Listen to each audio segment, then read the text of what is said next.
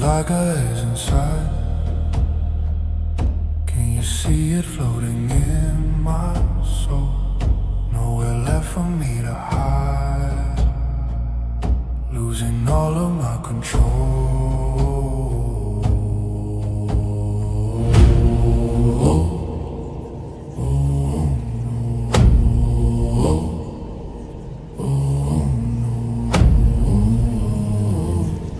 So hollow. Oh, you took it all away. Don't know. The heat of that strange dream was still lingering in his chest when Chester arrived. He'd come to bring Victor to class, smiling, pretending everything was normal, like last night hadn't happened.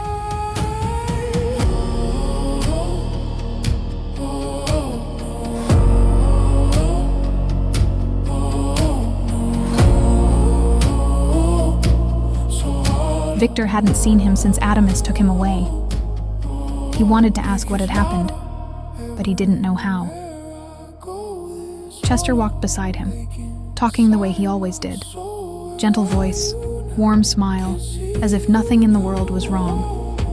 It almost worked, until Victor noticed the back of his neck.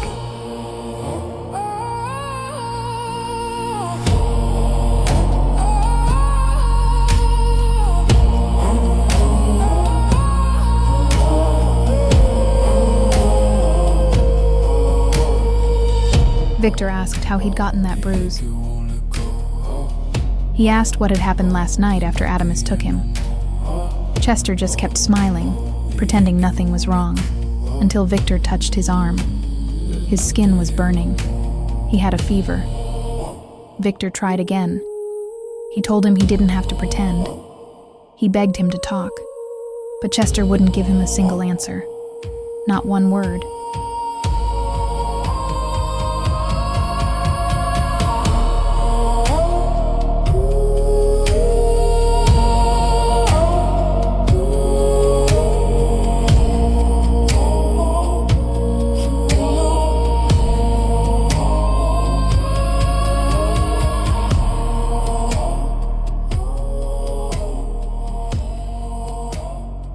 Victor couldn't let it go. It feels like a haze inside. Can you see it floating in my... After class, he tracked down Sadie, the only person who might tell him the truth. He tried to start light, even made a bad joke to break the ice, but Sadie wasn't having it. She wouldn't talk at first, until he refused to drop it.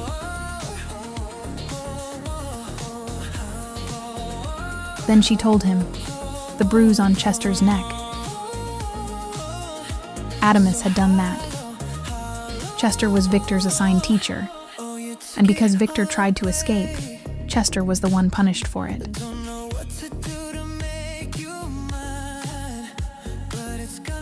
If Victor caused any more trouble, it would happen again. Victor was devastated, angry, confused, helpless. He tried to push for more, asked if it happened often, if Adamus was hurting others too. But Sadie shut down instantly. She'd already said more than she should have. She warned him to stay away from her and Chester and left.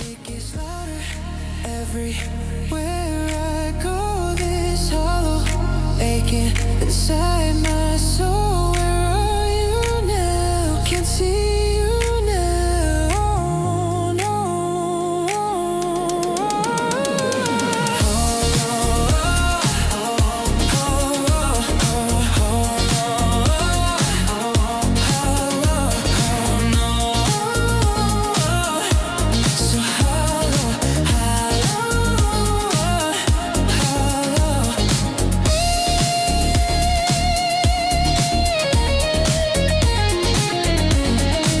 That night, the disciples gathered in the assembly hall as Adamus announced the names of those who would graduate from Victril on Friday.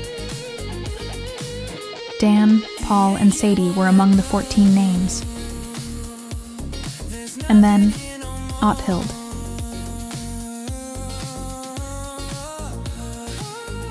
Victor spotted her across the room. She didn't look proud or excited like the others.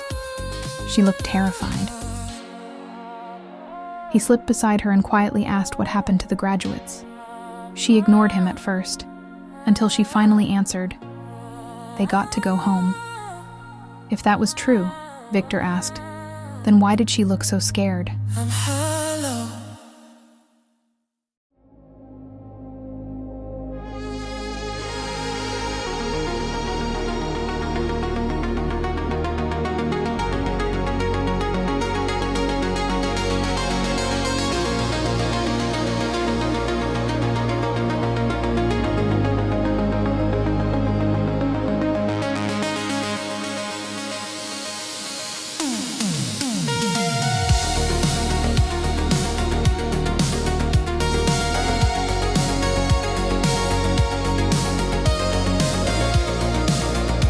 Mathilde had pulled him out into the hallway. She asked him how serious he was about escaping Victril. Victor answered honestly.